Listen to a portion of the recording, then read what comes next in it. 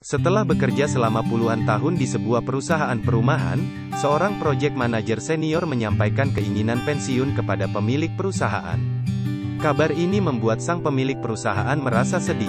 Selain loyalitas dan dedikasinya, kualitas pekerjaan project manager senior ini terkenal sangat baik dan menjadi andalan perusahaan. Sebelum menyetujui permohonan pensiun, bos perumahan ini meminta si project manager senior membuat satu rumah terakhir. Si project manager senior mengangguk setuju dengan permohonan bosnya.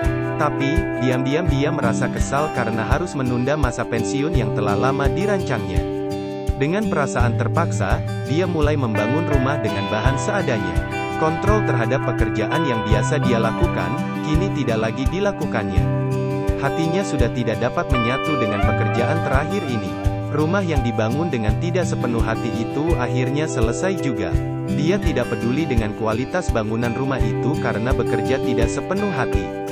Sehari kemudian dia menemui pemilik perusahaan untuk melapor pekerjaan sudah selesai supaya bisa segera pensiun.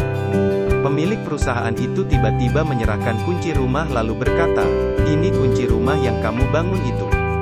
Si project manager senior terkejut dan berkata, "Bukankah rumah itu sudah selesai saya buat?" Pemilik perusahaan balik menjawab, "Rumah itu jadi milikmu sebagai hadiah dari perusahaan atas prestasimu selama ini."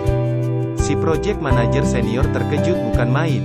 Dia merasa malu dan menyesal. Seandainya dia mengetahui bahwa dia mengerjakan rumah untuk dirinya, tentu dia mengerjakannya dengan cara yang lain sama sekali. Kini dia harus tinggal di sebuah rumah yang tidak terlalu bagus hasil karya sendiri.